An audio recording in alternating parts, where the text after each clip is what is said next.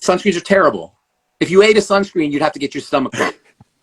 I mean, I'm obviously you don't want to eat sunscreen, but you know, do you really want something that's that toxic if you eat it on your skin? I don't think so. Anybody who tells you to use a sunscreen, that's a red flag for ignorance. I hate to break, you know, I don't want to offend anybody here or step on any toes. Here's the thing. So if you're on a cruise, you're out playing golf and you're at the beach and all you have available to you is a sunscreen, wear it and then just get it off your skin because you don't want to burn. Burning's never a good thing. All right. That being said, sun blocks are distinct from sunscreens. Sun blocks don't have toxicity. Sunscreens have tremendous toxicity.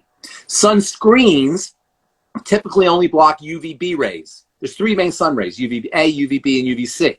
Most sunscreens are UVB blockers and leave you exposed to UVA.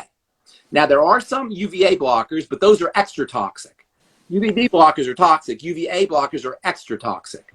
So you can get, you know, if you need a sunscreen, wear it, but get it off your skin and use a low SPF and then reapply. SPF is only a measure of duration, time. It's not a measure of potency.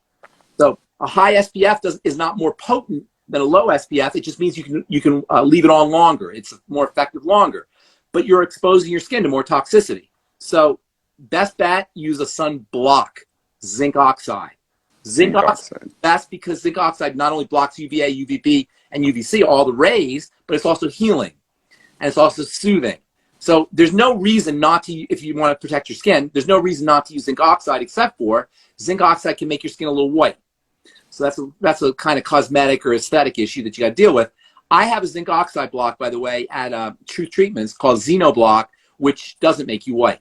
And it has an SPF of almost 15, and it has vitamin C in it. And that's what I use, and that's what I recommend people use. Sunscreens only if absolutely necessary. Even dermatologists will say, for babies and for children, don't use a sunscreen. Why? Because babies and children have thinner skin, and the sunscreen penetrates. Sunscreens are not only toxic for the skin, they get into the blood. They penetrate.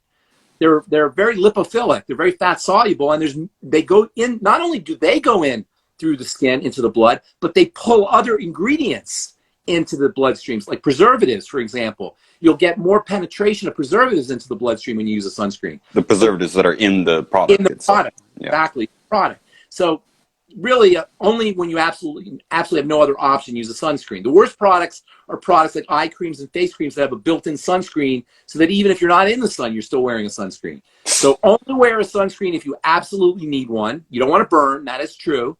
Wear low SPF, wash it off your face as soon as you don't need it anymore, and best bet, use a sunblock, not a sunscreen. You've brought up many times that leaves don't get sunburn, right? And the connection between eating leaves and natural sun blocking ability, is that true? Leaves. What is in the leaves that protects? I say plants don't get sunburn, right? What is in the plants that protect them?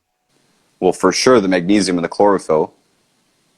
Pigments, colors. What we call beautiful colors, reds and blues and greens, are really photonic transducing systems. They take photonic light and they absorb it and they emit. They absorb light. The reason something is purple is because it absorbs all of the frequencies except purple, and purple bounces off. The reason a plant is red is because it absorbs all the frequencies except red, and it spits out red. That's why we see red. So in a way, when something is red, it's everything but red. Right? You see what I'm saying? So we do these for the audience, Ben, but I always learn so much from you. Well, I mean, that's kind of interesting, right? When you see red, it's everything but red. Everything but red. Right? So, but the point is that these color systems absorb energy, and that's one of their main functions. They have a couple of functions. They also act as attractants for insects, but one of their main functions is to protect the plant, which is very interesting because that tells you something. These colored substances will protect your skin.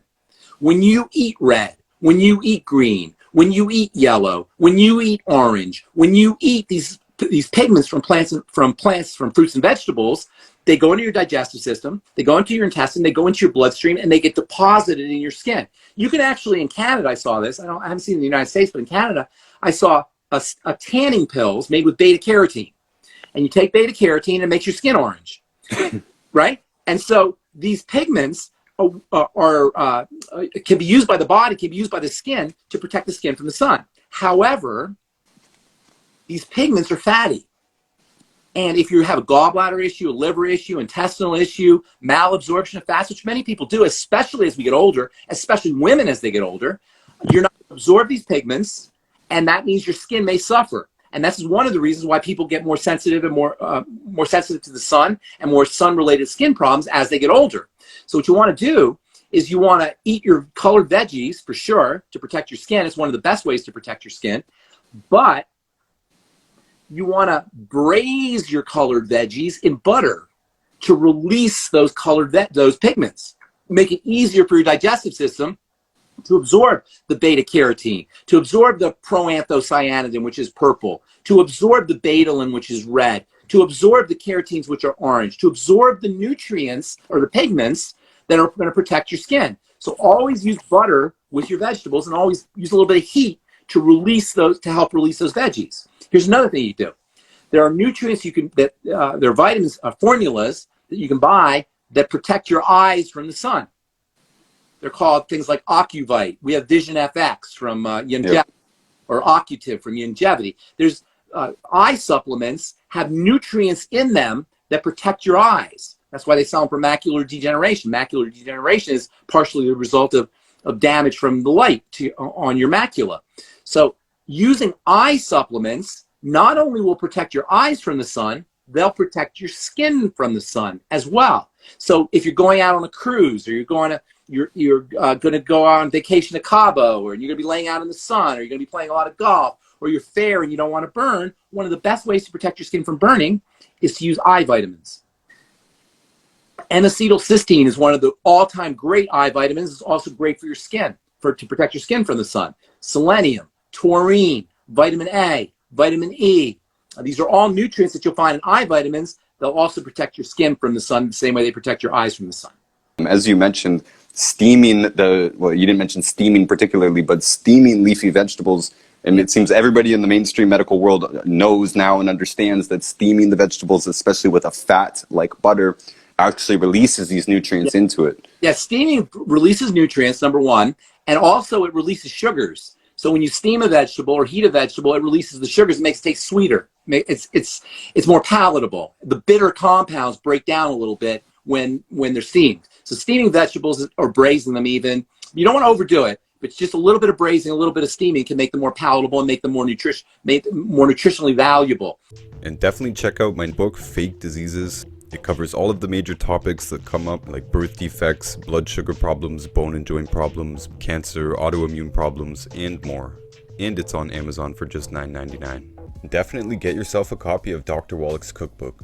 This is basically a textbook teaching you everything you know about how to cook without the bad foods, particularly oil and gluten, and all of the other problematic things on the list. This is 300 pages stuffed full of recipes, every traditional recipe that you could think of, and modern dishes without the bad foods that they're usually made from. And of course, make sure to check out our food page, Notice Foods, that's on YouTube, and at Notice Foods on Instagram. We have a lot of content up there teaching you how to cook without the bad foods that Dr. Wallach describes, and Dr. Glidden's 12 bad foods, all of that, all of the rules that you need to know. And we have experienced chefs and bakers who will answer the questions in those inboxes. And all of my books, audiobooks, and links are available on my website, noticebooks.org.